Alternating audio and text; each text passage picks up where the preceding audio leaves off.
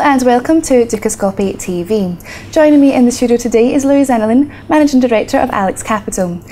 We'll be discussing the evolution of hedge funds over the last 10 years and taking a look at what's in store for the years to come. Louis, welcome.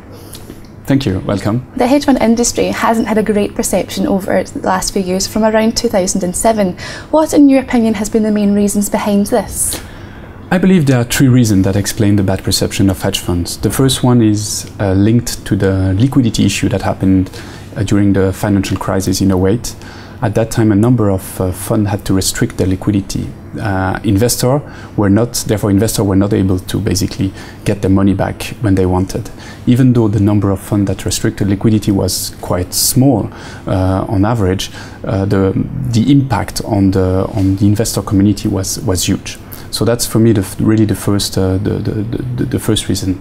Second reason is obviously linked to the fraud, the massive fraud that happened in 2008, the Madoff one, and at that time a number of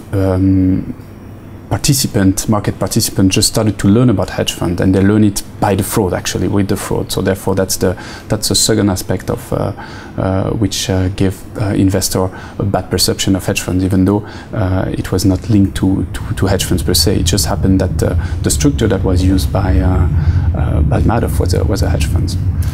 And the third one, which is for me the most important one, is really the lack of return over the last years. One can say that since 2008, hedge funds' return have been lower than in the past.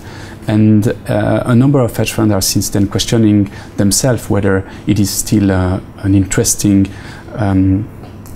opportunity to invest in, or whether they should switch to something else.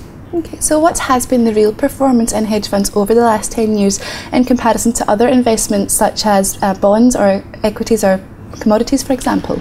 The performance has been actually quite good. I mean, if we look on a risk-adjusted basis, hedge funds have provided the best performance.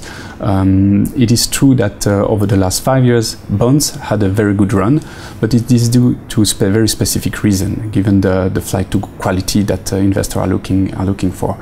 But if we look at any period of time in the past, hedge funds have always provided the best risk-adjusted performance.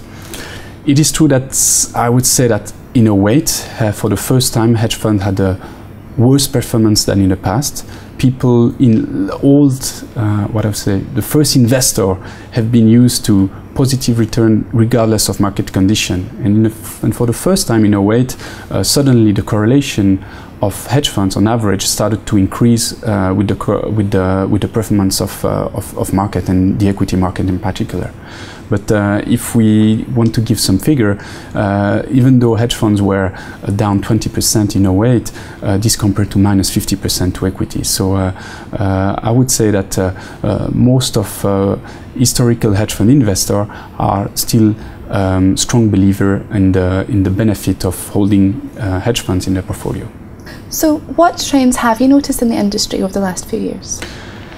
I can talk about two trends. For me, one of the most important trends is the further institutionalization of the hedge fund industry. What I mean by that is, as you may know, hedge funds are lightly regulated structure, or used to be lightly regulated structure. And I believe that going forward, investors will look for further regulation, better transparency, better corporate governance. So hedge funds will have to adapt their model to meet this requirement from the public. The second aspect is specific to fund of fund, which was a big part of the hedge fund industry until 2008. And this market segment has particularly suffered in terms of redemption system, because it has that's not really proven to be able to add a lot of value during the crisis, and investors are just redeeming from it. So if fund of funds wants to become a large part of the industry, as it used to be in the past, they will have to reinvent themselves and start to look to something different. Okay, there's also been sort of more of an interest towards regulatory vehicles such as Dukas. Could you tell me a little bit more about that, please? Yes, actually, it is linked to the first point of for the first point I just did mention with regard to regulation. I believe that going forward, the onshore regulated structures such as UCITS or AFMD, for example, will become the new norm for hedge funds. Investor will be more and more reluctant to invest in low regulated offshore structure, and will require hedge funds to use these more regulated frameworks. So, taking that all into consideration, what do you think the future has in store for hedge funds? I believe when you talked with the institutional investor, I mean, they are always, even though there's a lot of noise around hedge funds, institutional investors recognize that if they want to basically reach their goals and lower the volatility of the portfolio, they need to have hedge fund in a portfolio, and therefore I believe the future for hedge fund is bright, and the allocation on institutional portfolio the allocation of hedge funds in the institutional portfolio will increase over time. On the other side, what do you think might be the main challenges ahead for the industry?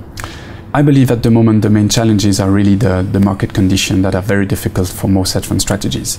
The last 2-3 years return have proved that hedge funds have problems actually to perform well in an environment where actually politics and there are a number of external factors that are impacting the financial market. What we call the risk on, risk off has proved to be very difficult for hedge funds to benefit from these market conditions.